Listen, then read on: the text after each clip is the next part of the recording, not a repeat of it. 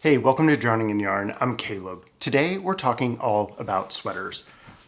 I have all these sweaters that I've knit. It's no secret that I love to knit sweaters, but nobody has time to talk about all these, so I'm gonna pick my 3 favorites and we're gonna talk about those. So my criteria for picking my favorite sweaters is not necessarily that they're my most worn, but they are what I would consider the following.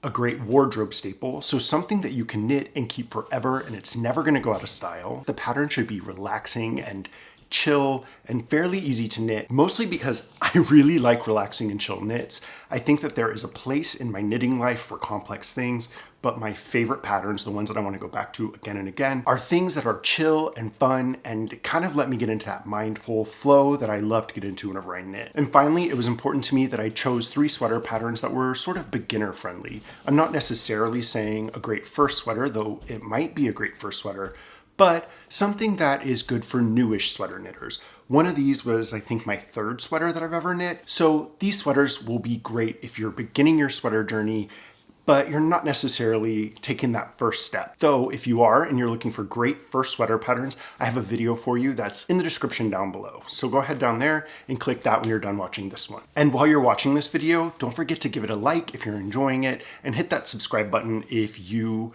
want to see more knitting and yarn related videos. But let's jump right into my list. So to kick things off, we're going to talk about my 2 most recently completed sweaters, which are actually just 2 versions of the same pattern. I loved it so much I knit it twice in a row, which I never do.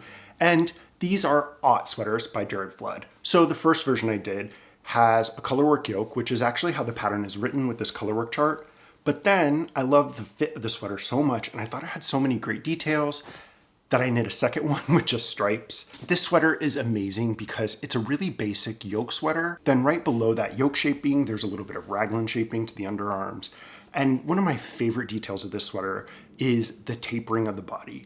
So I taper every sweater that I've ever made because I think it just fits me better when the body has just a slight taper. I'm not talking about trying to create a V shape that isn't there on my body or anything, but just to give it a better fit for me and the way my body's built. I think tapering just kind of does that. And this is the first pattern I've ever seen that has the tapering built in, so I didn't even have to think about it. And if tapering is something that is interesting to you, this sweater could show you what that looks like in a pattern, and then you could just apply that to any pattern going down the road. The sweater is just really, really nice. It fits me well. It's got so many thoughtful details. I think it's a great pattern. So another thing that I was considering whenever I was kind of putting this list together was just that the sweaters that I include are gonna fit a wide range of people, and this one definitely does. The chest circumference starts at a size 36 inches and goes up to 76 inches, and it's a worsted weight sweater pattern, which means it goes really quickly.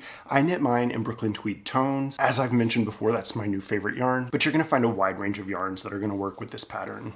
So the next sweater on my list is the Lila Now Sweater by Melinda Bernardi. It is the perfect basic raglan sweater. This sweater I first saw on my friend Laura McDougall over at my local yarn store in Knitwood, Chicago. When I saw her wearing it, I just thought it was really gorgeous, but also just that kind of sweater that you could wear with anything all the time, forever. And that is exactly the kind of thing that I like to knit, so I knew I had to cast one on. It's a worsted weight basic raglan pullover that features lice stitch, which is just a colorwork pattern that just kind of has little flecks of color every so often. So it's one of those things that's not too hard to pull off as far as colorwork goes, but the output is far greater than the effort that you put in, and I love that kind of knit. Just like something with a lot of bang for your buck, I like to say, and this is definitely that. You can kind of get into a rhythm with your stockinette, but just when you start to get bored, you do a little color work, then set it aside, a little more stockinette, a little more color work. There's nothing too complex about it. So you can just settle into it, relax into the rhythm, and end up with a sweater in a couple weeks or a few months, depending on how fast you knit or how much.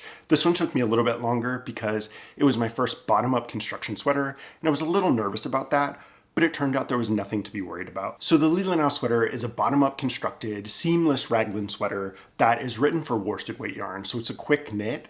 Though I did knit mine in a DK weight yarn. I used Brooklyn Tweed Arbor for the main color and Brown Sheep Company Prairie Spun DK for my contrast color. Using a DK weight yarn for a worsted weight sweater just required a little bit of math on the front end, but was otherwise pretty simple. But if you want to be guaranteed of the outcome, then get a worsted weight yarn and match the gauge in the pattern, and your sweater is going to go even faster than mine did for me. So this sweater comes in sizes that fit a child of 3 to 6 months, which is about a 20-inch circumference, and it goes up to what they call a 4XL in the pattern, which is a 60-inch chest circumference. So it fits a very wide range of people, and it's just a really great sweater. And the last sweater on my list is the Montrealer by Vincent Deslandes. It is a basic raglan sweater that is also a hoodie. So it's just got that something extra that really sets it apart from a lot of sweaters you're gonna see. It is knit top down, starting with the neckline.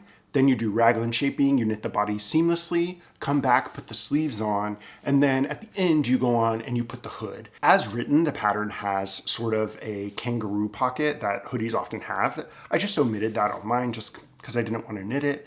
But if you look at that in the hood, you might think this is a complex sweater, but it's really not. It's your basic raglan sweater, and the instructions were super clear and easy to follow. So I really think if you are an adventurous beginner sweater knitter, you can tackle this sweater. The only time that you're gonna seam is to finish up that hood, and the details on finishing the hood are clear enough that it's really easy to follow. I had never really seamed before, and I had no troubles.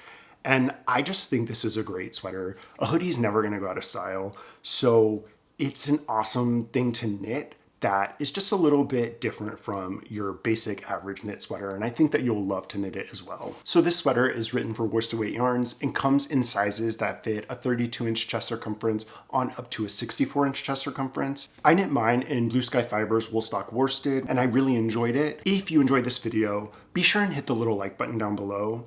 Also, leave me a comment down below and let me know what your favorite sweater patterns are. I would love to discover some new sweater patterns. And while you're down there, hit the little subscribe button if you want to see more knitting and yarn related videos coming up in the future. I really enjoy talking to you about all my sweaters and everything that I've got going on in my sort of knitting life.